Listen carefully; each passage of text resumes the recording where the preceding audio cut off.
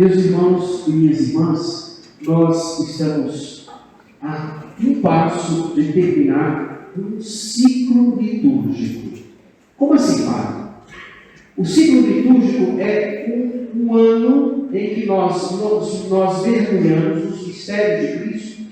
Nós começamos pelo mistério de Deus que entra na história, passamos pelo mistério do Senhor que se entrega na cruz por nós, e depois terminamos o ano chamando de Cristo de Senhor, de Rei do Universo e Senhor da nossa vida. E esse ciclo, ele é um convite a cada ano para que eu me torne mais íntimo, mais amigo, mais inteiro com Deus. Que eu seja alguém capaz de sentar com Deus, ouvir, escutar os seus rumos, entender a alegria de segui-lo e entendendo o amor que Ele tem para comigo, o cuidado que Ele tem comigo. Então, em cada ano, o Senhor nos faz esse convite a acolher e ser mais pronto com Deus. Acolher Deus e ser mais inteiro, mais amigo de Deus. Eu disse que nós estamos a um passo. Nós estamos como na semana de prova em colégio, né? E a gente sabe que naquela semana de prova a gente fica assim, ai meu Deus, será que eu vou passar? Será que eu vou dar conta? Eu já estudei o suficiente? Será que aí o que ainda falta estudar? Aquela tensão de semana de prova? Pois bem, o último domingo do tempo comum é o próximo domingo, é o domingo de Cristo Rei. Nessa semana a gente está olhando já para aquele dia da prova e pensando, será que eu estou pronto?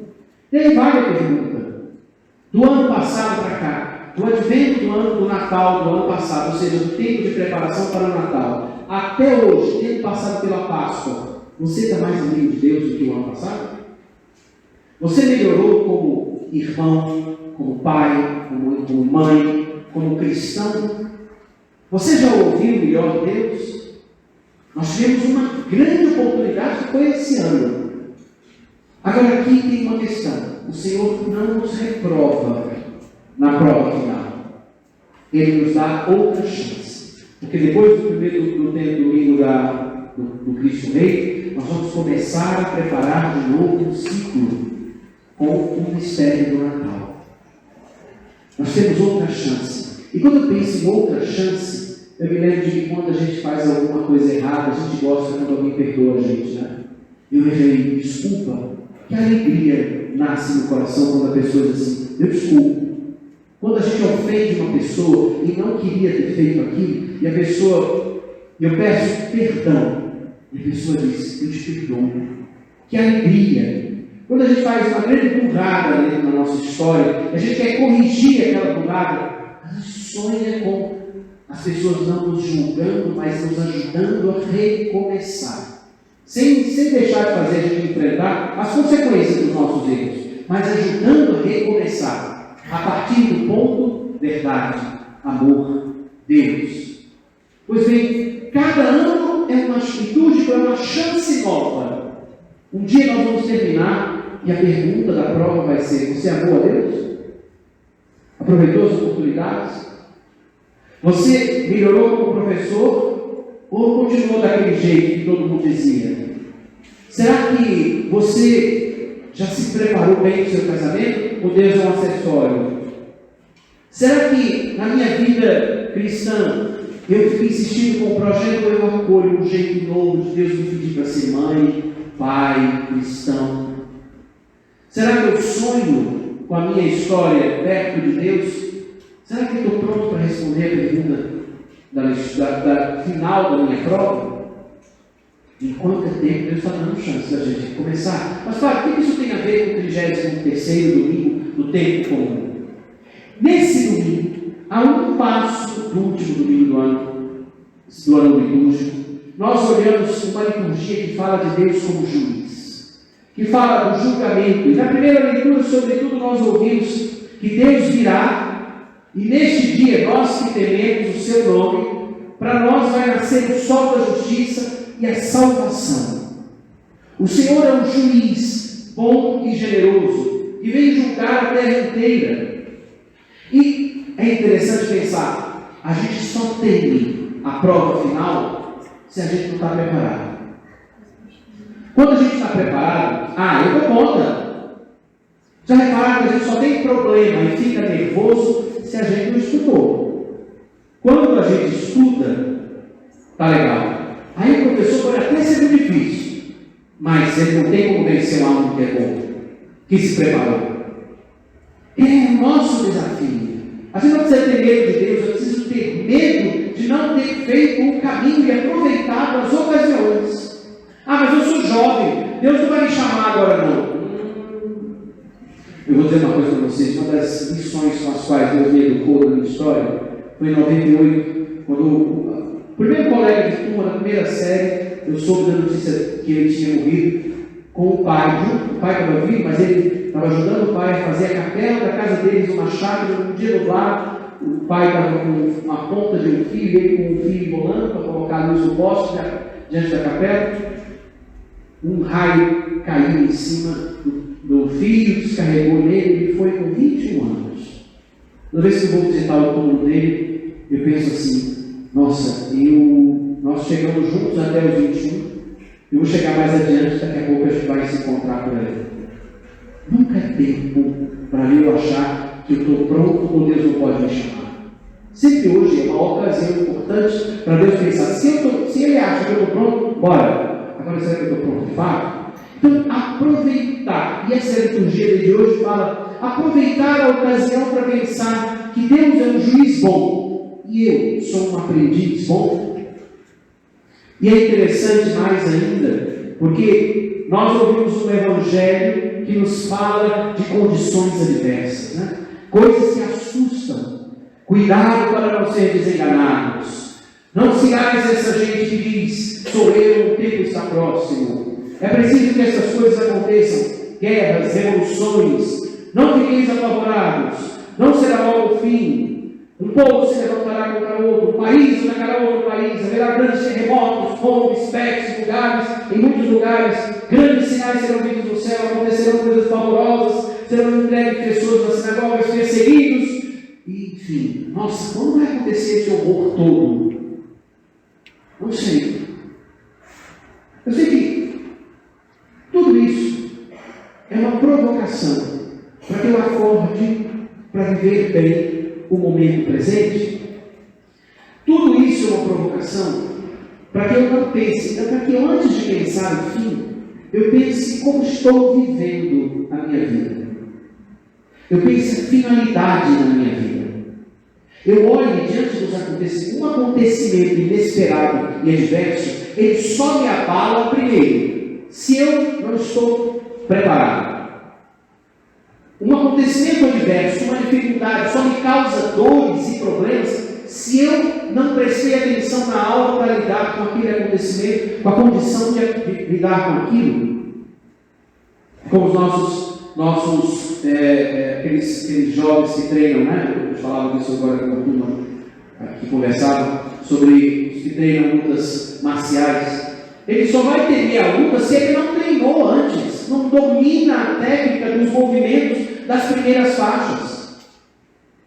Pois bem, eu só vou temer as catástrofes, as revoluções, as guerras, se eu estou vivendo a minha vida longe de Deus. Porque se eu vivo a minha vida perto de Deus, eu sei que a minha vida tem uma finalidade, estar com Deus. Se uma guerra acontece, se uma guerra não acontece, junto de Deus, eu estou no meu lugar.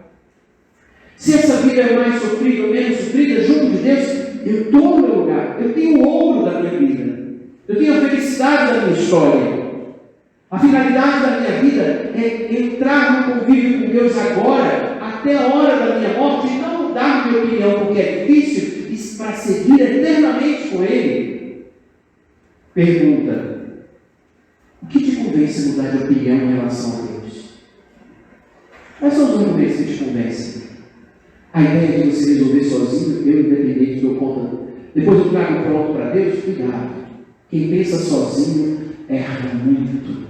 E não precisaria passar por estradas difíceis, mas escolhe as estradas difíceis. Escolhe fazer isso do seu jeito antes de fazer junto de Deus.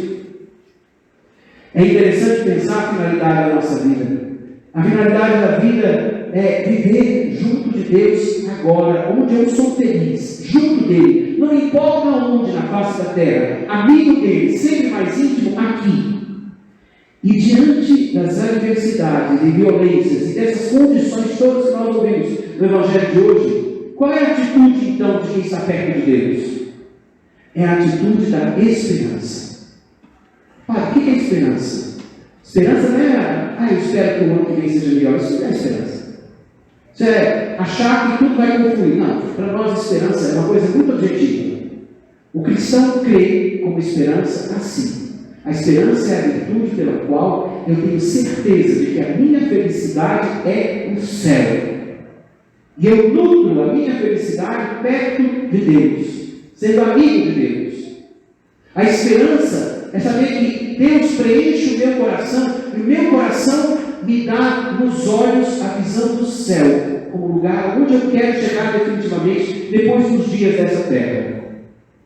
A esperança me diz que a minha felicidade não vai estar morando aqui, morando ali, fazer isso, fazer aquilo, ou esperar que o ano chegue para modificar as condições, ou achar que esse grupo vai fazer melhor, aquele vai fazer diferente. Não, a minha esperança está em eu acreditar no céu, junto com todos que estão ao meu redor, e trabalhar para que todo mundo entre no céu, agora, até a eternidade.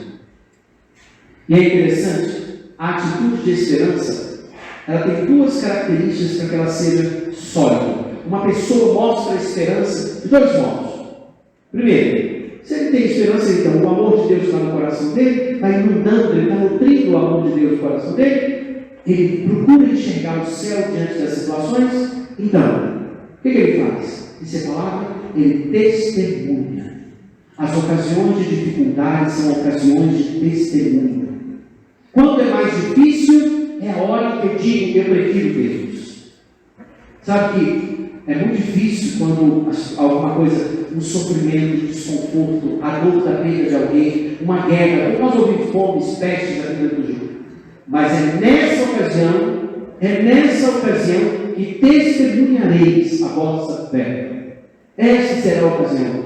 Fazer firme propósito de, nessa ocasião, não planejar a sua defesa. Fique perto de Deus, Ele fará a sua defesa.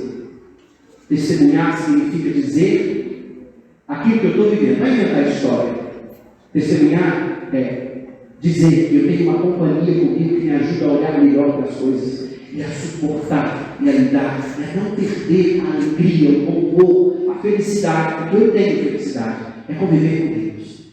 Primeira atitude de quem é testemunho, quem é esperança, quem tem esperança, testemunhar. E a segunda é a confiança. Confiança, o que é confiança, Pai? A confiança é uma super esperança. Quando o coração está nutrido de esperança, está forte, está convicto, a esperança se torna atitude de proatividade com Deus, de atenção com Deus. Não, eu faço, é uma atitude certeira, de não mudar de postura. Deus falou, eu faço. Mas está difícil, não tem importância. Foi Deus que disse. Se é Ele que disse, eu faço. Se é para o céu, não mude de opinião. É assim que eu faço. Está difícil, não está favorável, vamos caminhar para perto de Deus e o resto se ajeita. Testemunhar e agir com confiança. Essas são as posturas de quem tem esperança, de quem caminha com Deus, de quem sabe a finalidade da sua vida. E aqui eu quero sugerir um exercício de santidade para essa palavra, um exercício prático, para você colocar essa palavra em prática. Um exercício assim. No final, na última linha do Evangelho, tem um versículo que diz: é permanecendo firmes que ireis ganhar a vida. Nós vamos ganhar os céus, permanecendo firmes no céu agora. Eu serei um cidadão do céu se eu assumir e viver o céu agora. Eu serei amigo de Deus se eu for amigo de Deus agora. Não é depois, não. É agora. Serei santo se for santo agora. Pois bem, ser santo agora, perseverar, significa continuar, insistir, conservar-se, ser constante.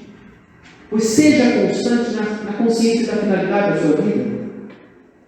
Seja constante na certeza de que tudo passa. Deus permanece, eu permaneço com Deus, não mudo de opinião com Deus. E um jeito prático de fazer isso, eu vou dividir uma experiência dessa semana que foi bem interessante e que ao mesmo tempo dura. Alguém me perguntava esses dias como é que eu escolho a sugestão do exercício de santidade ou como eu preparo as homilias.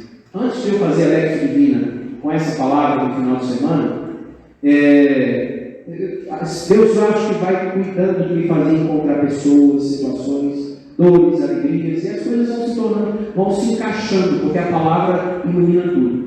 Essa semana, eu me lembrei, conversando com um amigo, nós dois dividimos uma dor de ver um irmão que fez um passo que nós jamais ensinamos ou orientamos aquele irmão a fazer. E foi muito triste para nós, muito triste, doído mesmo, de pensar aquele rumo que aquele irmão tomou. Mas, Padre, olha, na hora que eu vi que ele fez aquele caminho, eu me senti como todo pai que às vezes olha o filho que fez um caminho que não queria, e ele sofre. Né? É doído. Você não criou o filho para fazer estradas ruins. É sofrido. Você não criou o filho para fazer estradas sofridas.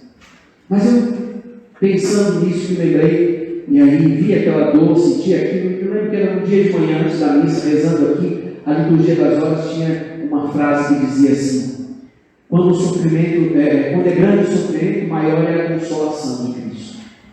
Eu falei, já tem esse sofrimento, Cristo já está consolando. Então eu coloquei no coração de Jesus e me lembrei de duas coisas. E isso me parecia ser o que o Evangelho de hoje me dia. Rezando, me dei conta disso. Primeiro, eu sei em quem eu acreditei. Sei. Se ele fez um caminho que não é a estrada que eu indico, eu não vou mudar a minha postura de filho, dizer que aquele caminho é bonito e é legal porque ele resolveu fazer. Não. Mas eu também não vou julgar, eu vou amar aquele irmão, rezando melhor e mais.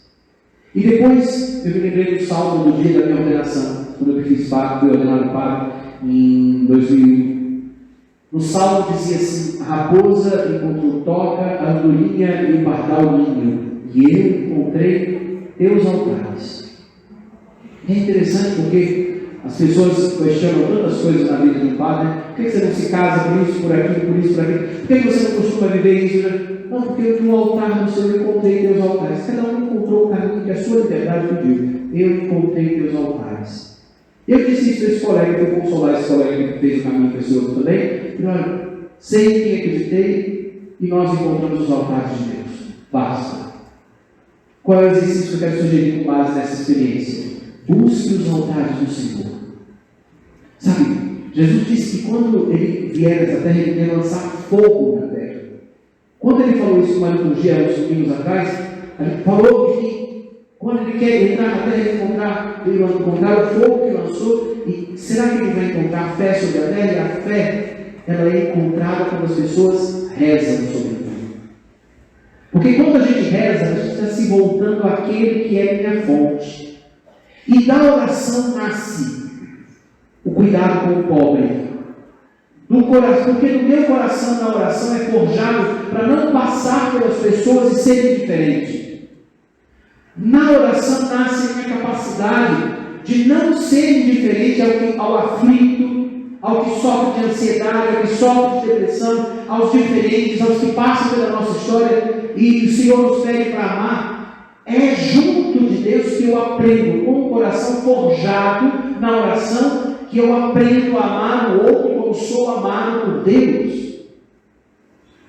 E aqui, eu quero sugerir a você que separe essa semana, pelo menos 30 minutos de oração no templo. Vá rezar no templo.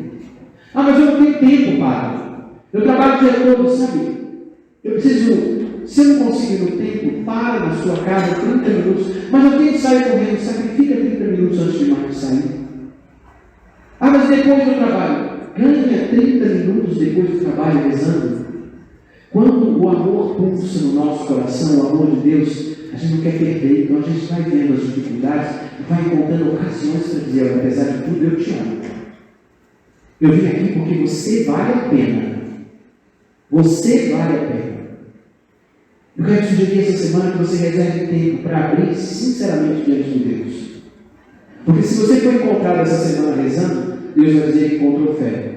Se Deus essa semana voltasse te chamasse num horário específico do dia, ele ia achar que você tem fé? Ou ia achar que você está muito ocupado para falar com ele? Reserve tempo para rezar. E deixe que na oração Deus forje o seu coração. Te faça pensar na finalidade da sua vida. Te faça pensar um irmão junto com os outros irmãos. Reserve tempo para rezar e Deus vai te fazer um homem consciente das perguntas da prova final e tranquilo para fazer o teste final, porque você vai lembrar que você está preparado, porque está junto de Deus agora, na hora da prova e sempre. Deus nos ajude. Amém.